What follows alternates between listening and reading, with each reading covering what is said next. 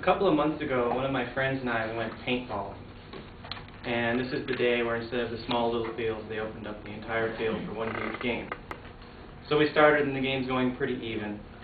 And I just so happened to be in that one strategic spot where if I took out the person I was shooting at, we'd basically win. And if I got taken out, we'd lose. We lost. Which brings me to my quote. He who hesitates is poor. In my case, I hesitated and I was covered in paint, but it's the same basic thing. And this can be true in all areas of life, when you're a little kid, when you're in high school, and when you're an adult looking for a job. For example, when I was a little kid, we'd always be out in recess playing soccer.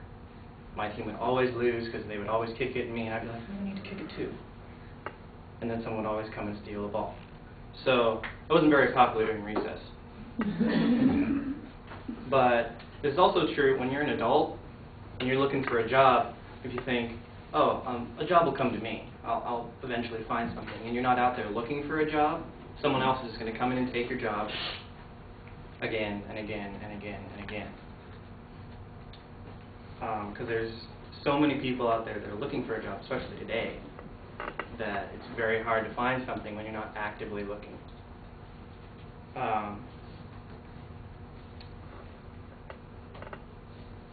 So as you're going through your life and you're thinking about, oh, what am I going to do when I'm older, you need to keep in mind that you do need to go out there and be active when you're looking for what you want to do, both out in your life, when you're making friendships.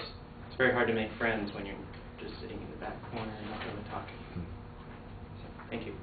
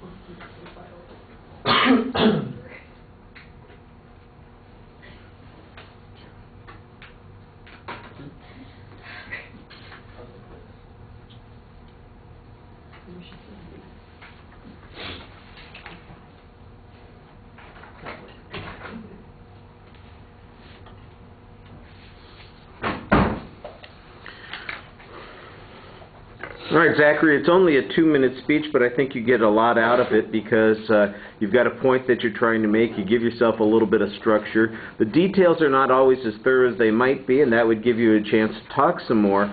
But the point that you're making is clear, and it does appear that you've got a plan in how to talk about it. So it gives it, I think, a lot more credibility because of that. On the presentation issues, I think you've got good projection and variety in your voice.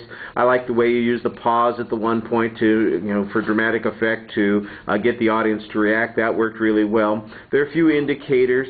Your facial expressions are okay. You want to lose the hat because it sometimes affects your eye contact and your facial expressions.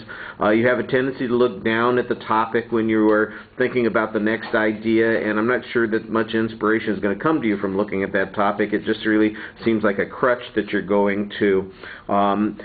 I thought in the opening section you did a pretty good job letting the audience kind of dictate where you were going to go and following through on that.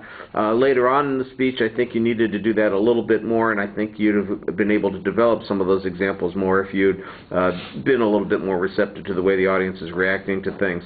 The exit line was pretty clear. It did still seem kind of abrupt, although you did make it once again clear what your point was at that on that particular subject. So a pretty good job, even though it's a short presentation, because you got some of the basics down, and then there are just a couple of things to fix here and there, and it would be even better.